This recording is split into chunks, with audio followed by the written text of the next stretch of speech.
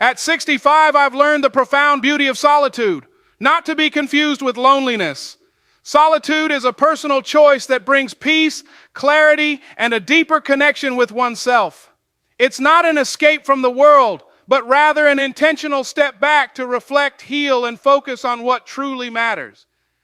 At this stage of life, I've discovered that the moments spent in solitude offer a unique sense of freedom that I never fully understood before.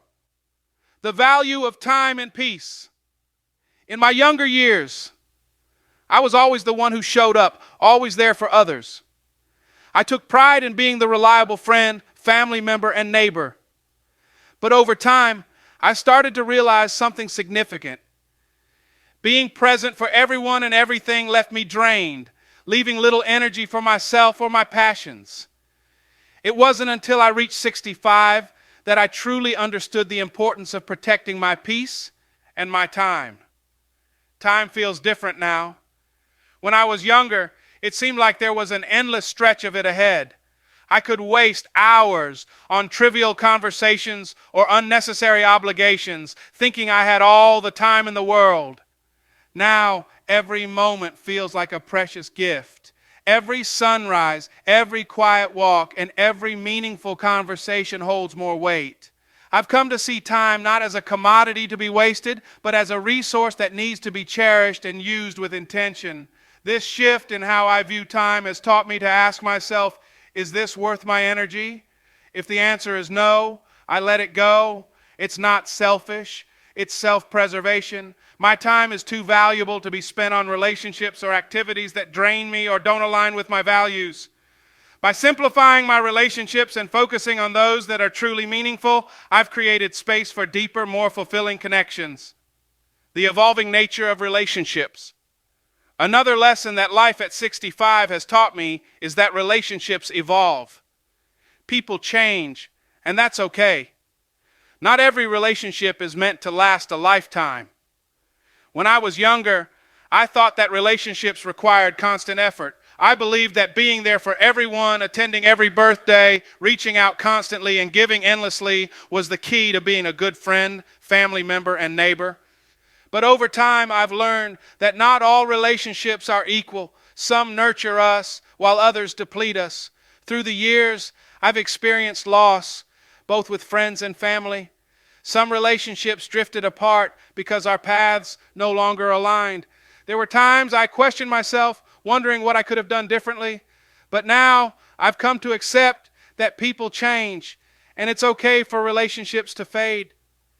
In fact, sometimes the kindest thing we can do for ourselves is to let go of relationships that no longer serve us. The relationships that remain in my life are the ones that nourish my soul. They are the ones where mutual respect and understanding thrive, where there is a balance of give and take, and where I don't feel like I am carrying the entire weight of the connection.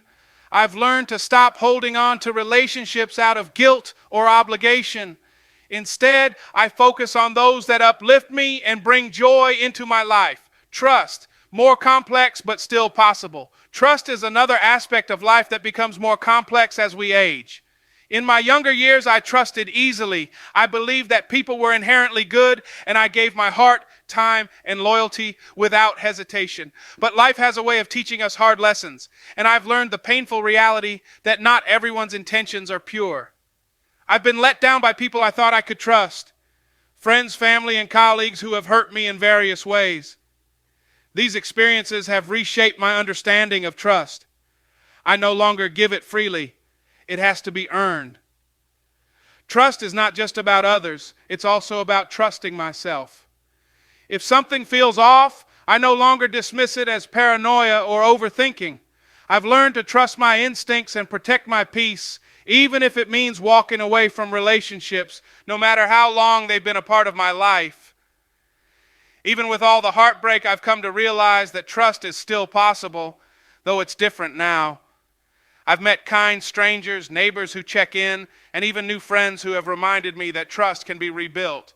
The key is to give it gradually to those who consistently show kindness, respect, and integrity.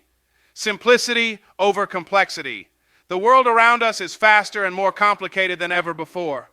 Technology has revolutionized our lives, but with all its conveniences, it has also stripped away some of the simplicity and warmth that once characterized human connection. In my younger years, I remember a time when relationships felt natural. Neighbors were friends, family gathered regularly, and life felt slower. Now things have changed. People are busy, constantly chasing success and managing endless to-do lists. Conversations are brief, and even family time is often interrupted by distractions and technology. At 65, I've come to value simplicity more than ever. I'm learning to step back from the noise, focusing on the things that truly matter. Meaningful relationships, heartfelt conversations, and moments of joy shared with loved ones. Technology may help us stay connected, but there's nothing quite like being in the same room with someone, sharing a conversation without interruptions. Seeking simplicity isn't about rejecting the advancements of modern life. It's about making intentional choices about where to invest our time and energy. I've learned to guard my time fiercely, prioritizing quality over quantity in both relationships and experiences. Life is too short to spend it on things that don't bring joy or fulfillment. The power of solitude. Embracing quiet moments. Solitude has become a source of strength and renewal for me. It's important to understand that solitude is not the same as loneliness. Loneliness is an emotional emptiness that comes from longing for connection, while solitude is a space of peace and reflection. In solitude, I found clarity that's hard to achieve in the hustle and bustle of everyday life. Quiet moments spent with a cup of tea, sitting on the porch, or simply watching the sunset provide a sense of fulfillment that is hard to replicate. Solitude has allowed me to reflect on my past with gratitude, focusing on the lessons I've learned rather than regrets. It has also helped me appreciate my relationships more. By spending time alone, I've realized that my worth isn't defined by the number of people in my life, but by the quality of those relationships. Solitude isn't a punishment, it's a gift, a chance to reconnect with myself and focus on what truly brings me peace. As I've embraced it more, I've realized that it has brought me a deeper sense of clarity and balance. Avoiding people for self-preservation. At 65, I've come to understand that avoiding certain people isn't about bitterness or resentment, it's about self-preservation. Over the years, I've learned that not every connection deserves my time or energy. While I once prided myself on being the person everyone could count on, I've realized that not all relationships are healthy or fulfilling. I've learned to set boundaries and protect my peace, even if it means saying no more often or distancing myself from toxic individuals. Avoiding people doesn't mean I've shut myself off from the world. Rather, it means I've become more selective about who I let into my life. I no longer invest time in relationships that drain me or bring negativity into my life. Instead, I focus on a smaller circle of people who uplift and support me. This has brought a sense of peace and happiness that I didn't know was possible. A shared experience, not alone in this journey. As I've reflected on these lessons, I found that I'm not alone in feeling this way. Many people in their 60s, 70s, and beyond have shared similar experiences. We've all reached a point where we no longer feel the need to be everything to everyone. We crave meaningful relationships, quiet moments, and a simpler, more intentional life. It's not about rejecting people. It's about embracing the peace that comes with prioritizing what truly matters. Embracing the next chapter. Life at 65 is a time of reflection, but also a time for new beginnings. It's about embracing who I've become, letting go of what no longer serves me, and focusing on what truly matters.